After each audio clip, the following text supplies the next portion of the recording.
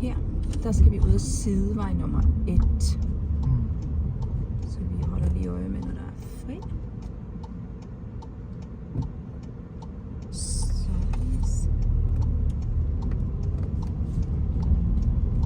ja, godt, flot med orientering og blinklys.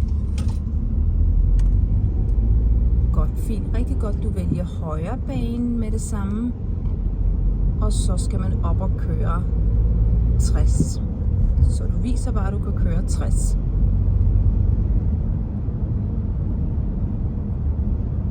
Så lidt længere henne, så møder man lyssignalet. Der skal man lige være ops på. Nogle gange, så det skifter det hurtigt til rødt. Det har været længe grønt, nu ser vi lige.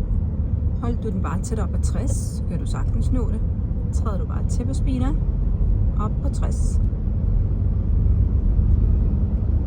Vi har en rød bil foran os. Vi skal bare huske at holde en god afstand mellem vores bil og den bil der.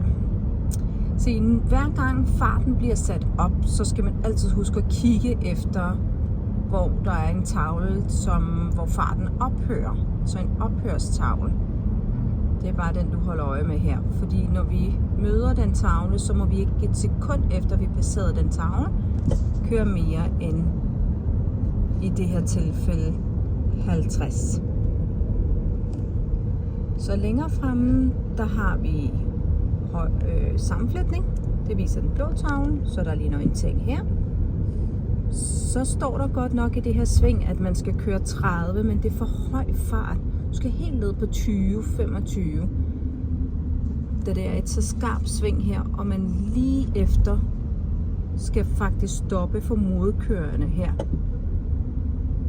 som kommer igennem viadukt. Så der laver man lige fuld stop. Man laver fuld stop her og venter på modkørende.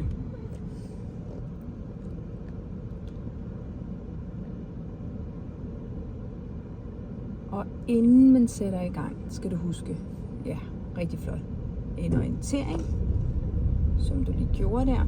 Rigtig godt. Så kører vi igennem viadukten. Så skal du huske at lave en orientering igen, ja. Over på din egen side.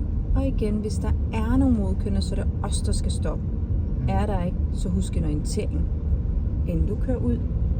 En orientering tilbage. Kører vi tilbage, så møder vi en hel masse bump på den her vej. Og igen, husk, det her det er også en smal vej. Så man må hverken overskride de fuldt optrukkede linjer, eller komme for tæt på kantstenen og ramme den.